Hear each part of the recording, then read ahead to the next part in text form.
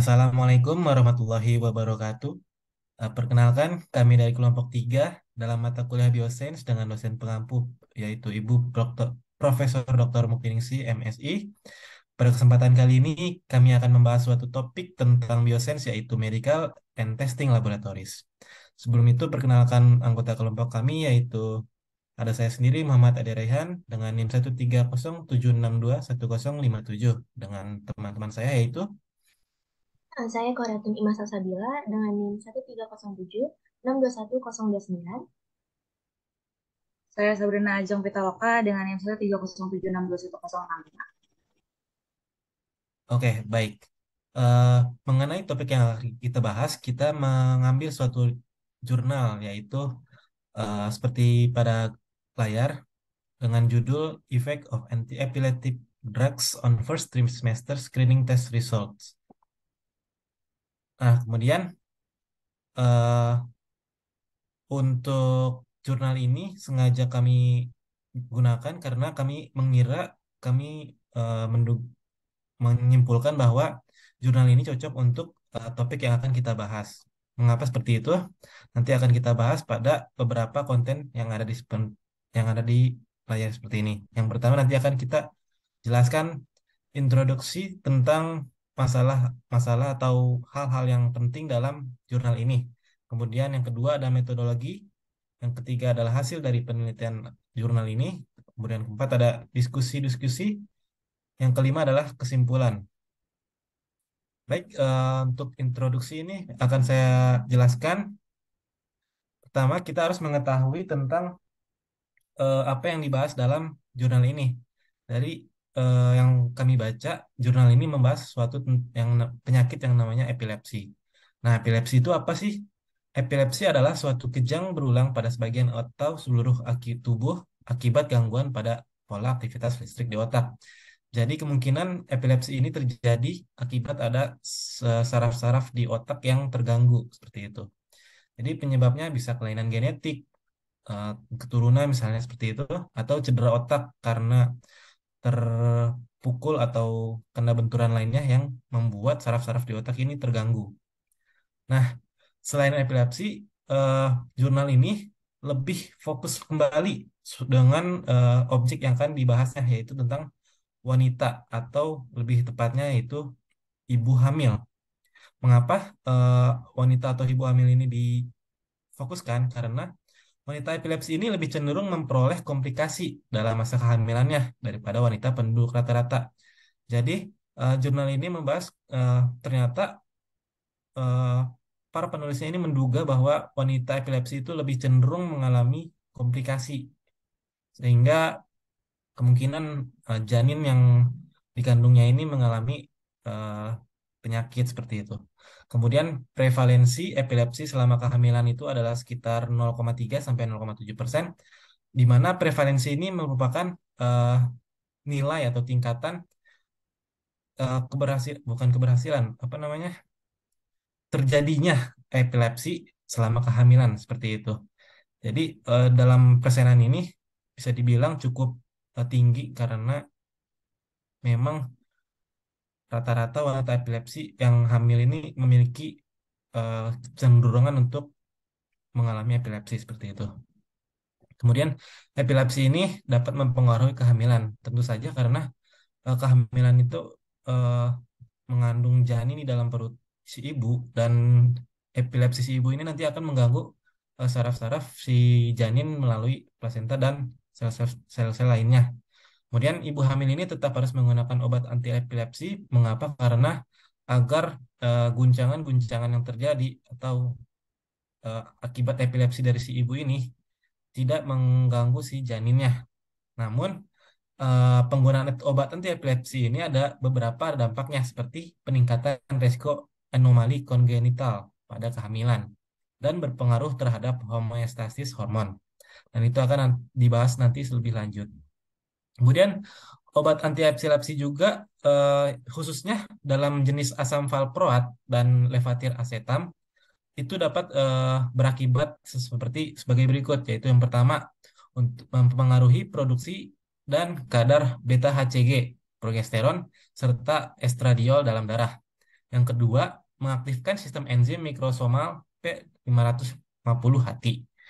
Nah, kemudian peneliti ini bagaimana bisa mengetahui atau menyimpulkan bahwa wanita atau obat anti epilepsi ini dapat berpengaruh pada kehamilan, yaitu dengan salah satunya adalah dengan tes gabungan, yaitu salah satu tes screening yang paling umum untuk aneuploidy.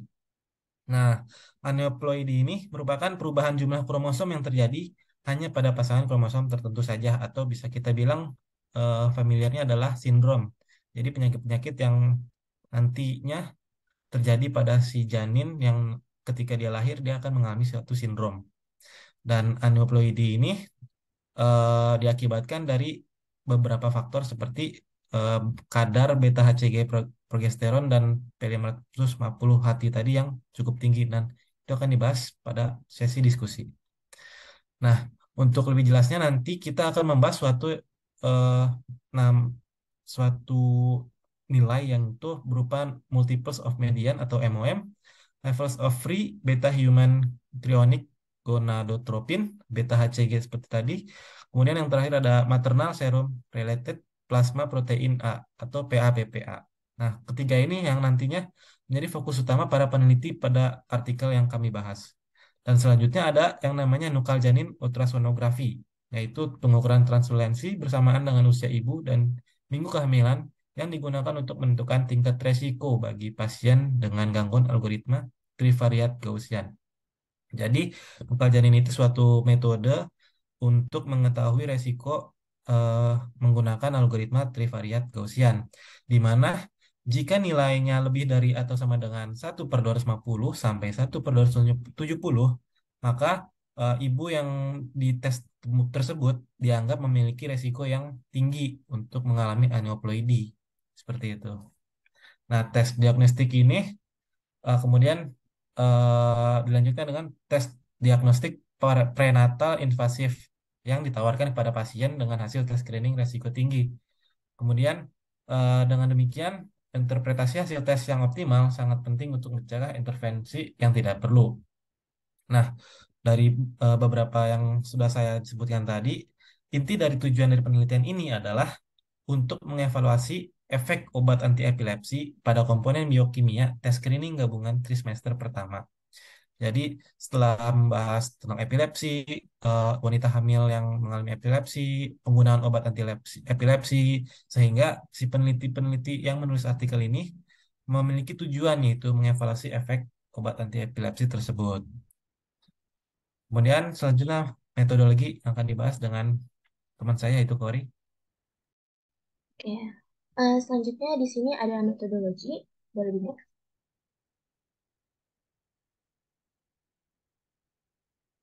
Oke. Di sini metodologi atau metode penelitian yang digunakan yaitu berbasis penelitian deskriptif komparatif, yang dimana dengan menggunakan pendekatan kuantitatif. Nah, itu untuk mengetahui apakah ada perbedaan signifikan antara dua kelompok yang akan dibandingkan. Di sini kelompok yang dibandingkan itu ada kelompok studi yang berada di kotak merah, yaitu pasien epilepsi dengan medical treatment, di mana sampelnya itu sebanyak 23 orang. Kemudian dibandingkan dengan kelompok kontrol yang berada di kotak hijau, di sini sampelnya itu sebanyak 92 orang. Nah, untuk kelompok kontrol ini merupakan ibu hamil yang tidak epilepsi dan tidak menggunakan obat apapun. Sedangkan untuk kelompok studi yaitu ibu hamil yang menggunakan obat anti epilepsi. Nah, untuk data yang diperlukan pada penelitian ini tuh diambil atau diperoleh dari database Electronic The Division of Perinatology di Universitas HCTP di Turki. Nah, jadi sebelumnya itu semua pasien yang terkait telah mengisi informed consent atau form persetujuan untuk terlibat dalam penelitian. Boleh di next? Oke, yang selanjutnya di sini perbandingannya akan dianalisis dari komponen biokimia hasil tes screening aneuploidy trimester pertama pada ibu hamil, yaitu nilai MOM atau multiple of median untuk beta HCG atau beta human chorionic gonadotropin dan juga PAPPA atau pregnancy associated plasma protein A. Nah, kedua ini tuh merupakan suatu istilah yang menggambarkan protein dan juga hormon yang diproduksi oleh ibu hamil pada awal kehamilan. Nah, jadi tes serum darah itu emang sebenarnya penting atau perlu rutin dilakukan oleh ibu hamil karena nantinya itu akan bisa bermanfaat untuk mengetahui apakah ada kelainan pada janin atau mungkin ada mengalami penyakit pada ibunya sehingga dapat diidentifikasi. Jadi nanti nilai MOM dari tes screening ini tuh akan diambil untuk dianalisis pada penelitian ini. Nah, MOM di sini tuh merupakan standar yang digunakan yang biasanya ditetapkan untuk melaporkan hasil screening pada serum ibu hamil. Seperti itu. Oke. Nah, selain dibandingkan dari komponen biokimia hasil tes screening ini, nanti beberapa bahan sebagai analisis itu juga meliputi dari aspek usia ibu, graviditas, atau banyaknya kehamilan yang dialami, paritas atau anak yang hidup dari kehamilan, juga dilihat dari abortus atau banyaknya jumlah keguguran sebelumnya, usia kehamilan saat lahir, dan juga berat lahirnya. Oke, boleh di next. Nah, yang selanjutnya di sini nanti juga akan dibahas bagaimana kandungan-kandungan obat ini akan apa namanya bisa berdampak pada penelitian. Nah, obat anti epilepsi yang digunakan itu berupa carbamazepine, levetiracetam, valproic acid, dan juga lamotrigine. Nah, ini nanti akan ditampilkan pada hasil atau di result. Kemudian di sini nanti tes screening amyloidosis masa pertama itu diterapkan pada semua wanita hamil. Jadi nanti pada penelitian ini akan diambil hasil tes screeningnya yang kemudian akan dibandingkan antara PAPP serum pada ibu dan juga nilai beta HCG dari ibu hamil kelompok studi dan juga eh, kelompok kontrol. Tuh. Nah, nanti bagaimana perbandingannya itu akan dievaluasi dan dianalisis melalui uji Mann-Whitney-U. Apa sih itu uji Mann-Whitney-U? Nanti akan dibahas sedikit. Namun pada intinya, nanti dari hasil penelitiannya akan didapatkan nilai probabilitas atau p-value dari perbandingan untuk menentukan hasil signifikan yang didapatkan dari hasil perhitungannya. Oke, boleh di next. Nah, di sini akan sedikit dibahas mengenai MWU atau Mann-Whitney-U. Jadi, uji Mann-Whitney-U ini tuh memungkinkan untuk menarik kesimpulan yang berbeda tentang data yang ada tergantung pada asumsi yang dibuat tentang distribusi data tersebut. Jadi, pada intinya ini, kita dapat menarik kesimpulan dari kedua populasi yang ada untuk menentukan perbedaan median di antara kelompoknya. Jadi, perhitungannya ini akan menggunakan perhitungan statistik, di mana mediannya itu akan menggunakan software, yaitu software SPSS, atau Statistical Package for Social Science. Nah, di sini ada ilustrasi gambar bagaimana bentuk dari softwarenya. Oke, boleh di next. Nah, di sini hasil dari penelitian atau result. Boleh di next. Ya. Jadi dari penelitian, sebanyak 23 ibu hamil penderita epilepsi yang menggunakan obat anti epilepsi, kemudian dibandingkan dengan 92 ibu hamil yang sehat, diperoleh hasil sebagai berikut. Yang pertama ini ditinjau dari dosis dan waktu penggunaan obat pada pasien yang menggunakan obat anti epilepsi, yaitu sebanyak 23 pasien tadi. Jadi dari tabel yang ditampilkan ini, dapat dilihat bahwa terapi medis yang paling banyak digunakan itu menggunakan carbamazepine sebanyak 7 orang atau 30,4%-nya. Kemudian sisanya itu ada penggunaan levetiracetam, valproic acid, lamotrigine, dan juga ada combined terapi sebanyak 3 orang atau penggunaan obat secara dua obat sekaligus, yaitu gabungan dari valproic acid dan juga levetiracetam sebanyak 2 orang dan juga carbamazepine dengan levetiracetam sebanyak 1 orang. Dan di tabel ini juga ditampilkan berapa minimal dan maksimal dosis yang digunakan dalam perharinya dan juga berapa lama durasi pengobatannya. Boleh di next. Lalu yang selanjutnya ini ditinjau dari riwayat kebidanan dan hasil tes screening gabungannya atau combined screening test. Nah, di sini ditampilkan untuk usia, graviditas, paritas, abortus, living child, birth weight, dan juga birth weight-nya, itu memiliki hasil yang cukup serupa antara control group dengan epileptic patients with medical treatment-nya. Lalu untuk PAPP atau nilai medium of multiple of medium dari PAPPA-nya itu juga tidak memiliki perbedaan yang signifikan antara control group dengan kelompok studi. Namun untuk nilai multiple of medium dari HCG-nya ini, dia memiliki hasil di kelompok studi atau di epileptic patient with medical treatment-nya itu memiliki nilai signifikan yang lebih tinggi dibandingkan dengan control group. Nah, selain itu, dari hasil evaluasi semua pasien ini, tidak ditemukan adanya kelainan kromosom dan juga neural tube defect atau kematian pada janin. Oke, boleh di next. Nah, untuk hasil selanjutnya ini juga ditinjau dari perbandingan nilai multiple of median dari beta HCG menurut obat anti-epilepsi. Dari tabel yang ditampilkan ini, dari keseluruhannya tidak ditemukan adanya perbedaan signifikan secara perhitungan statistik terhadap pengaruh obat-obatan pada beta HCG, nilai beta HCG-nya. Oke, body next. Nah, untuk yang selanjutnya akan dijelaskan oleh teman saya yaitu Ajeng. Oke, selanjutnya ada discussion atau diskusi. Boleh di next.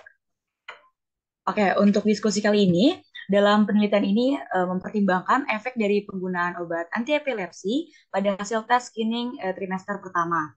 Dan dalam beberapa penelitian didapatkan bahwa anti-epilepsi atau obat anti-epilepsi ini, dan salah satu contohnya ada asam valproat ini, telah dilaporkan memiliki efek apopsitas, yaitu adalah kerusakan sel yang terprogram yang terjadi karena kerusakan atau fragmentasi dari DNA, dan juga degeneratif atau penurunan jaringan atau organ yang memburuk dari waktu ke waktu yang terganggu dan menyebabkan penurunan dari proliferasi sel atau juga peningkatan jumlah sel yang terbentuk dari sebuah pembelahan sel.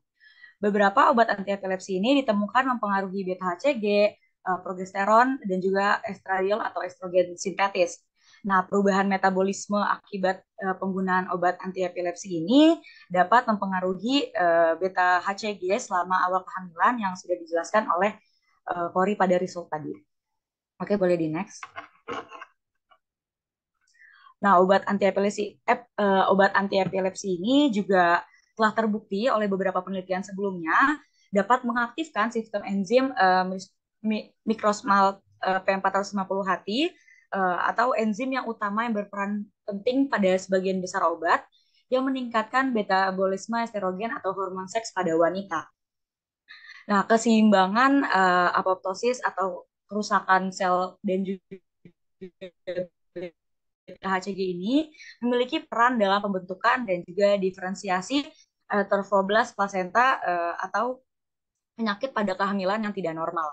Jadi dapat digarisbawahi sehingga penggunaan obat anti-epilepsi ini dapat mengubah nilai komponen biokimia tes ini dan hasil tes ini yang dapat disalahartikan. Dan juga berbagai bentuk beta HCG ditemukan memiliki waktu paruh yang berbeda-beda, sehingga menghasilkan kadar serum hormon yang berbeda-beda juga pula. Dan juga dapat digarisbawahi juga seperti sebelumnya, perubahan metabolisme akibat penggunaan obat anti-epilepsi ini mempengaruhi metabolisme beta HCG selama awal kehamilan pada ibu. Boleh next. Oke, selanjutnya ada analisis statistik mengenai modalitas obat atau banyaknya jenis obat yang berbeda-beda menunjukkan tidak adanya perbedaan signifikan dalam nilai MOM dari beta HCG tersebut. Karena modalitas atau jenis obat yang berbeda-beda dalam penelitian ini, maka ditunjukkan tidak ada perbedaan signifikan dari hasilnya. Nah, kurangnya signifikan ini mungkin dapat terjadi atau mungkin dapat dikaitkan dengan jumlah kasus yang terbatas pada kelompok tertentu. Karena dalam penelitian ini hanya menguji sekitar 23.000 hamil pengidap epilepsi dan harus dikonfirmasi dengan seri yang lebih lanjut atau penelitian lebih lanjut ataupun yang lebih besar. Inflamasi sistematik atau perubahan metabolik dan atau efek dari toksik dari sebuah obat dapat mempengaruhi nilai MOM dari beta HCG. Nah, hasil ini juga kritis dan harus diingat kembali juga dalam evaluasi hasil tes screeningnya pada trimester pertama bahwa pasien epilepsi dapat menggunakan obat anti epilepsi. Boleh di next. Dalam penelitian ini ada studi kasus yang diambil atau literatur sebagai acuan tentang gangguan autoimun pada hasil tes screening trimester pertama. Menurut Heinrich, menunjukkan bahwa beta HCG bebas yang lebih tinggi secara signifikan pada serum ibu hamil dengan lupus erythematosus sistematik atau juga penyakit inflamasi autoimun kronik atau penyakit radang disebabkan oleh sistem kekebalan tubuh yang menyerang jaringannya itu sendiri pada trimester pertama. Namun, nukal translusensi dan juga kadar PA-PPA tidak berbeda secara signifikan dengan kelompok kontrol. Jadi, menurut Heinrich ini, beta HCG ini lebih tinggi pada ibu hamil yang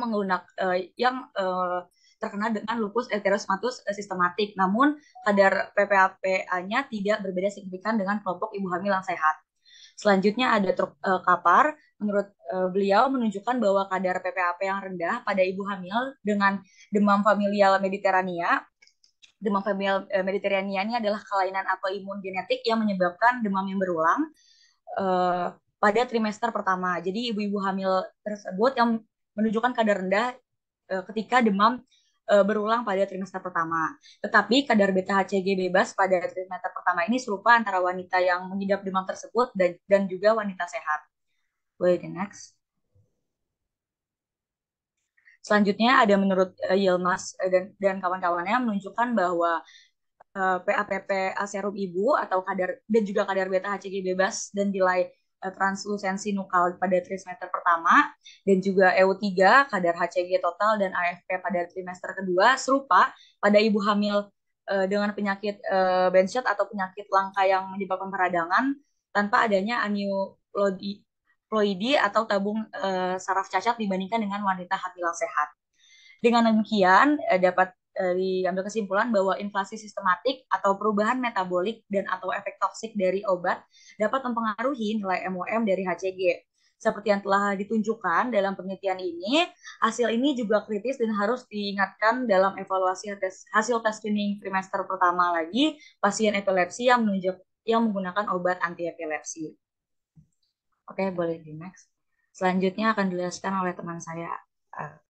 Baik, dalam penelitian ini telah disimpulkan bahwa seperti yang Ajeng jelaskan, nilai MOM dari BTHCG ini secara signifikan lebih tinggi dibandingkan dengan kelompok kontrol.